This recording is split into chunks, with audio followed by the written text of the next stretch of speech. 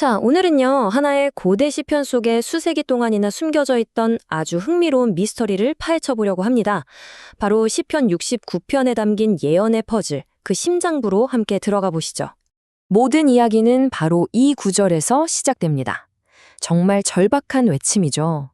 깊은 수렁에 빠져서 더 이상 어떻게 할 수가 없다고 절규하는 이 목소리. 과연 누구의 목소리일까요? 우리가 오늘 들여다볼 게 바로 이 시편 69편에 대한 고대 주석서인데요.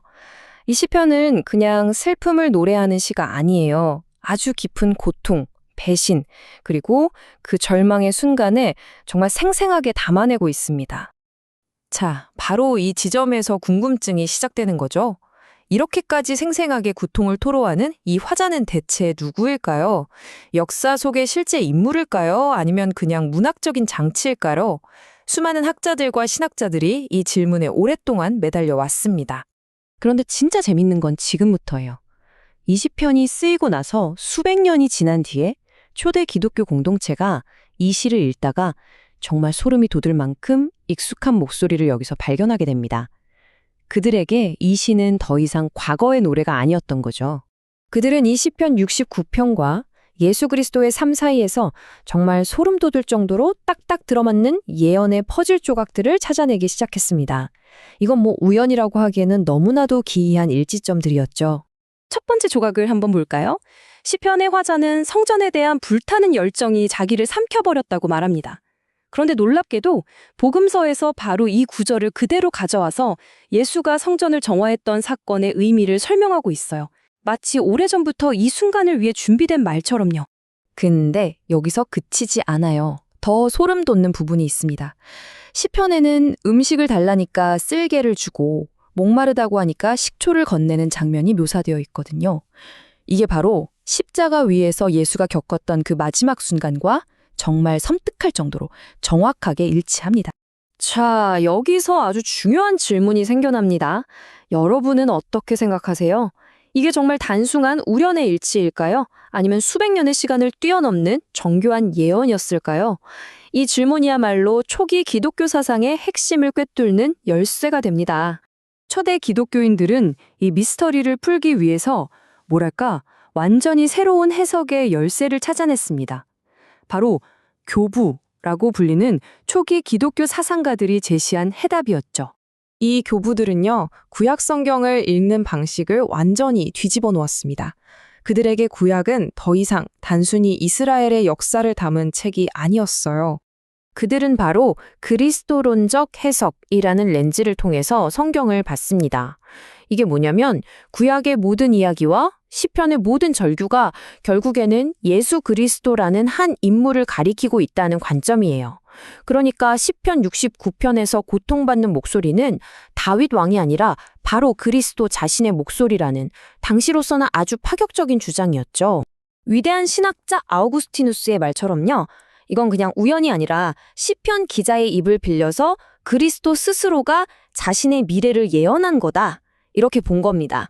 자, 이 그리스도라는 열쇠를 손에 쥐고 시편 69편을 다시 보니까 정말 놀라운 일이 벌어집니다. 모든 구절이 마치 암호가 풀리듯이 그리스도의 마지막 여정, 바로 그 순환의 이야기로 하나씩 하나씩 재구성되기 시작한 거죠. 지금 보시는 이 주석서가 바로 그 암호 해독의 결과물이라고 할 수 있습니다. 시편의 구절 하나하나가 복음서에 기록된 예수의 행적과 어떻게 연결되는지 아주 체계적으로 보여주고 있어요. 이 표를 보시면 한눈에 들어오는데요. 형제들에게 낯선 사람이 되었다는 구절은 동족에게 배척당한 예수의 모습으로, 나에게 쏟아지는 모욕은 인류의 죄를 대신 짊어진 대속의 의미로, 그리고 아까 봤던 쓸개와 식초는 십자가 위에서의 실제 사건으로 정말 완벽하게 연결이 됩니다. 정말 대단하죠? 교부들은 그냥 넘어갈 수 있는 이런 디테일 하나하나를 놓치지 않았습니다. 그들에게는 이 모든 것이 신의 영감으로 기록된 미래에 대한 명백한 증거였던 셈입니다. 아니 근데 왜 이렇게까지 해석하는 게 초기 교회에 그토록 중요했을까요? 이게 단순히 성경 퍼즐 맞추기 같은 지적인 유희는 아니었을 거잖아요. 그 이상의 아주 중요한 의미가 있었습니다. 첫째로 이 해석은 흩어져 있던 구약의 예언들과 신약의 사건들을 그리스도라는 하나의 축으로 꿰어서 거대한 이야기로 완성시켰습니다. 둘째, 유대인들이 신성하게 여기는 바로 그들의 경전을 통해서 봐라, 예수가 바로 약속된 메시아다라고 증명하는 아주 강력한 논거가 됐습니다. 그리고 마지막으로 이게 기독교 신학과 정체성의 가장 단단한 초석이 된 거죠. 핵심은 이거예요. 이 해석을 통해서 시편은 더 이상 그냥 오래된 노래 모음집이 아니라 지금 이 순간에도 살아 숨쉬면서 그리스도를 증언하는 예언서로 완전히 새롭게 태어났다는 사실입니다. 그리고 바로 이런 관점이 있었기 때문에 초기 교회는 고대의 텍스트로부터 아주 풍부하고 깊이 있는 신학 체계를 세워나갈 수 있는 원동력을 얻게 된 겁니다. 모든 구절이 새로운 의미로 빛나기 시작한 거죠. 이 모든 걸 살펴본 우리에게 마지막으로 이런 질문이 남습니다. 하나의 텍스트를 과거의 기록이 아니라 미래를 향한 직접적인 예언으로 읽을 때 그 텍스트가 가지는 의미와 힘은 과연 어떻게 변하게 될까요? 오늘 시편 69편을 읽었던 초대 교부들의 시선을 따라가 본 이 여정은요, 단순히 오래된 해석법을 배우는 것을 넘어서 그들이 자신들의 신앙을 어떻게 세워나갔고 성경이라는 텍스트에 어떤 생명력을 불어넣었는지를 이해하게 해줍니다.